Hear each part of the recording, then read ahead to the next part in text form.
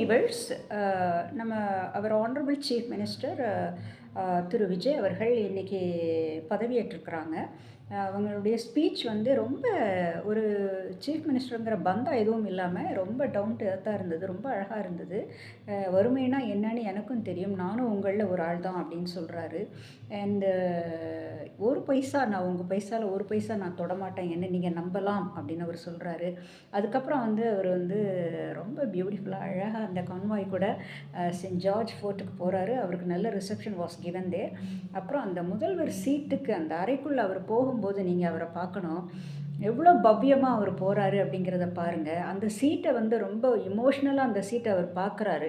அப்போ அவர் மன ஓட்டம் என்னவா இருக்கும் அப்படின்னு நாம் நினைக்கிறோம் அப்படின்னா, எவ்வளோ ஒரு தூய்மையான ஒரு நாற்காலி இது.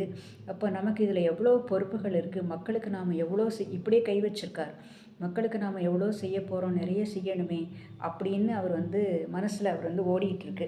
அதோடு போய் திரு செங்கோட்டையன் அவர்கள் அவரை உட்கார சொல்கிறாரு. அவர் உட்கார்றாரு. உட்கார்ந்ததுக்கப்புறம் அவங்களுக்கு வந்து இப்போ இன்னொரு 2-3 டேஸில் அவங்க வந்து அவங்க ஸ்ட்ரென்த்தை வந்து ப்ரூவ் பண்ணணும். அதனால் வந்து ஒரு ஸ்பீக்கர் தேவைப்படுது, சபாநாயகர் தேவைப்படுது. ஸோ சபாநாயகர் தேர்ந்தெடுக்கிறதுக்காக அந்த இதில் வந்து ஃபைலில் வந்து அவர் கையெழுத்து போடுறாரு. நடுவில் திரு செங்கோட்டையன் அவர்கள் வந்து ஏதோ பேசிட்டு போகிறாரு. ஸோ அது பார்க்குறதுக்கு ரொம்ப நல்லா இருக்குது. அண்டு அங்கே சென்ட் ஜார்ஜ் ஃபோர்ட்டில் இருக்கக்கூடிய அந்த ஊழியர்கள் வந்து ஸ்டாஃப் எல்லாரும் அவரை வந்து பார்த்துட்டு போகிறாங்க. இந்த காட்சியை பார்க்குறதுக்கு ரொம்ப மனசுக்கு சந்தோஷமாக இருக்குது.